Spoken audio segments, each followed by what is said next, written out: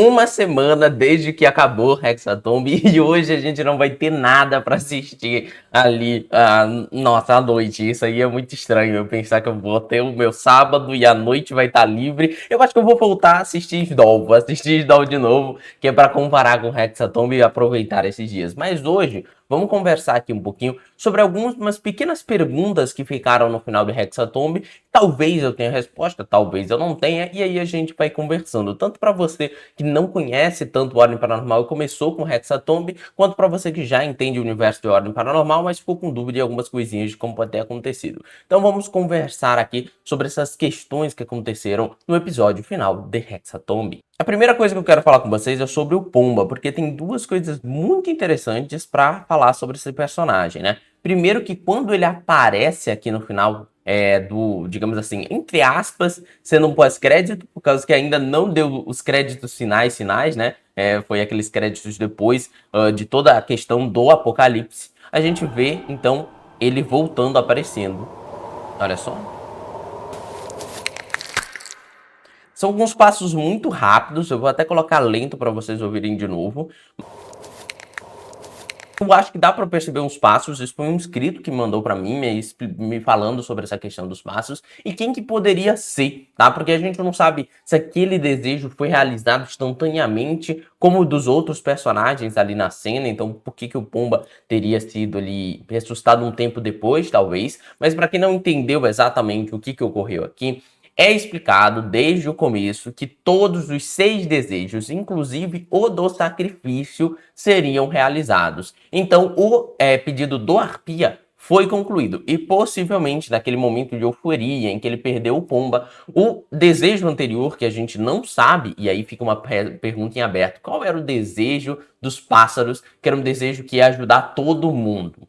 Entendeu? Qual era esse desejo dele? Ressuscitar todas as pessoas que morreram no Hexatomb? A galera jogou essa. Ressuscitar apenas os pássaros? Talvez seja uma possibilidade.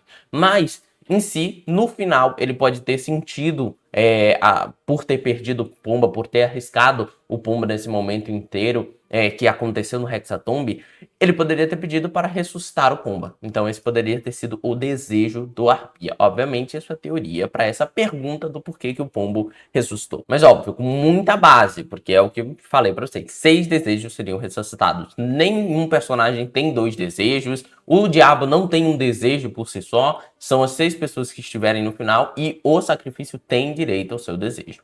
Por causa que ele vem da intenção, ele não precisa pedir, ele precisa ter morrido com essa intenção de realizar esse desejo. Agora, com relação aos passos, eu não tenho muita ideia de quem poderia ser. Se o desejo do Arpia fosse ressuscitar todos os pássaros, de certa maneira, a gente poderia considerar que era eles aparecendo ali naquela cena, ou pelo menos o próprio Arpia aparecendo. Mas eu acho muito difícil que isso ocorra e que ele tenha conseguido ressuscitar todos os pássaros, ou todo mundo que morreu do Hexatomb. Acho que não, porque até ele poderia acabar interferindo em desejos de outras pessoas, como do Argano. Ele claramente pediu para a Escarlata ressuscitar, né? Não foi a Ana e a Escarlata, por mais que ele gostasse da Ana também, mas ele amava a Escarlata, tanto que é uma das poucas palavras que o Argano fala, tá? E aqui no final a gente vê a cabeça dela regenerando em partes. Mas uma coisa bem interessante pode acontecer, que é só a cabeça dela regenerar e não o corpo. A gente sabe que o paranormal nunca vai te dar aquilo que você pede, tanto que é o que o Dante fala ali no episódio 9, quando tem a introdução de como eles foram no passado e com o que foi falado. O Dante, ele diz que o paranormal nunca vai te dar o que você perdeu de volta. Vamos ouvir aqui o que o próprio Dante fala, né? O Arthur tá falando sobre os desejos. A única coisa que a gente sabe é que aqueles que realizarem os 6 sacrifícios podem pedir qualquer desejo. Não, isso daí é uma mentira. Isso daí é uma tática de manipulação. O outro lado nunca vai devolver o que foi tirado de você. O que você perdeu já era. Acabou. Não volta. Exatamente. Não volta.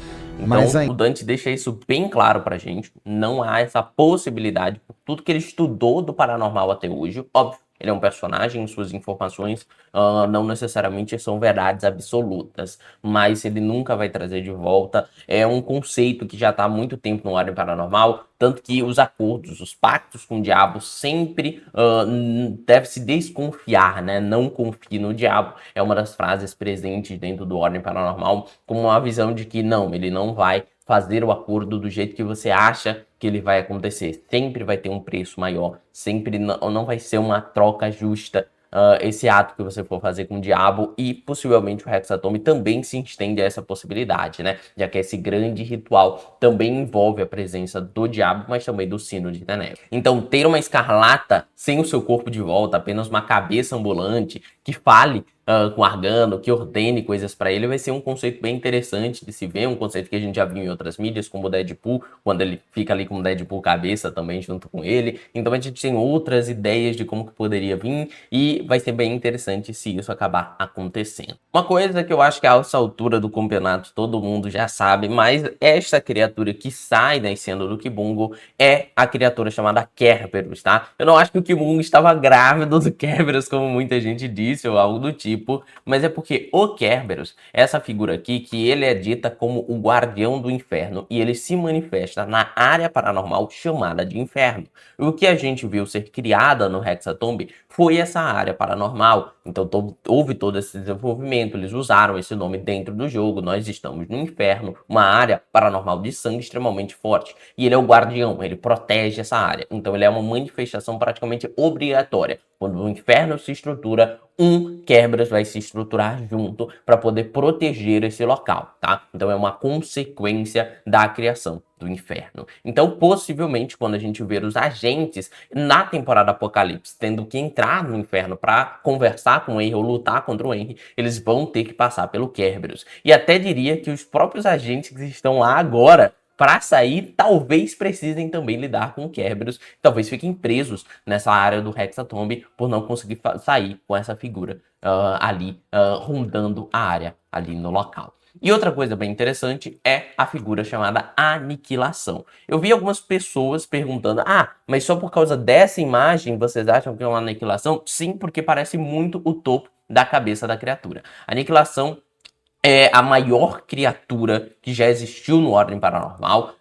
Não se sabe muito bem como que foi ela ter aparecido no passado ou algo do tipo, mas se sabe que ela é uma das criaturas mais poderosas que a gente tem, e ela é enorme, gigantesca, e ela vem para destruir cidades, né? Esse que é o grande, ou civilizações inteiras. Esse é o grande mal dessa criatura, e ela pode ter sido responsável por destruições de cidades antigas que a gente não entende hoje em dia o porquê que elas sumiram. Então, a Aniquilação ele tem todo esse teu histórico também que a gente pode trazer. Por isso, talvez, a questão dela ter ali a sua base sendo medo, né? Ela não é só sangue, ela é sangue e medo, diferente do Kerberos, né? O Kerberos, ele é apenas sangue, e ela tem um sangue e medo ali que foi estabelecido através do tempo por tantas coisas que ela causou de negativo à humanidade, tá? Ela é uma das criaturas mais fortes de se enfrentar ali, mas eu acredito no poder dos combos dos jogadores. E acredito neles também assistindo o vídeo do Randall Usuário, que foi esse vídeo animal vencendo o Apocalipse. O cara é maluco e eu tenho medo desse homem. Então,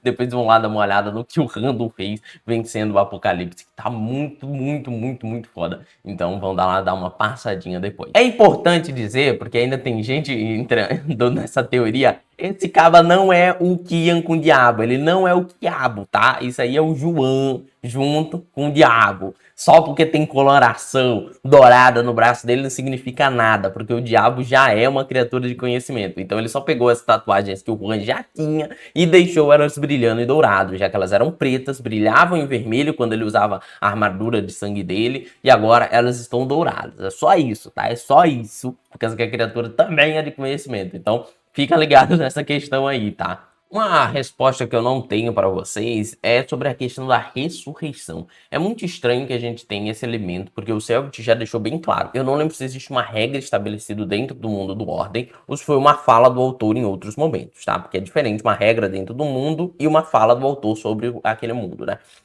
Eu sei que o Selbit não gosta do conceito de ressurreição dentro de um RPG de mesa. Um personagem morrer e depois ser ressuscitado. Agora, a gente viu isso acontecendo no Hexatomb. Será que o Pombo ele realmente vai voltar normal? Vai ter alguma consequência desse ato?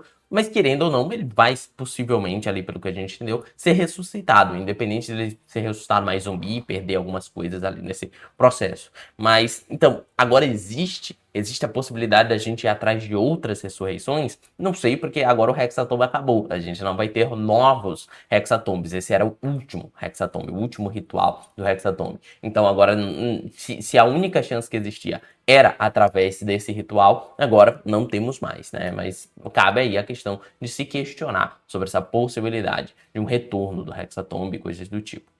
Bom, eu acho que era isso que eu queria trazer para agora. Algumas mais fáceis, outras um pouco mais difíceis, mas eu sei que você que já era treinado dentro do Ordem Paranormal já sabia respostas disso tudo. Mas vamos lá, se vocês acham que ainda ficou mais perguntas em abertas, como a questão do Kian no passado, mas eu acho que isso é uma coisa para ser resolvida em um futuro, talvez uma spin-off, coisa do tipo. Não acho que era a Hexatomb que ia nos explicar qualquer coisa do tipo. Bota aí na descrição dos comentários, no caso, eu que mexo na descrição, e fala o que você acha, o que poderia ser, quais são outras perguntas. Então, vamos continuar sempre postando vídeo aqui, mas agora que a temporada terminou, possivelmente o ritmo vai diminuir para como era antes da uma temporada está 1, sendo vídeos na segunda, quarta e sexta, possivelmente, mas eu vou ver se ainda dá pra gente continuar um vídeo por dia, pelo menos por agora, mas já já a gente vai voltar ao ritmo mais calmo, tá bom? Então, e continuando, obviamente, com nossas lives na terça-feira e também com a minha campanha Chat.bim lá no canal Dados Mágicos, que toda vez que eu terminar a live na terça, eu mando vocês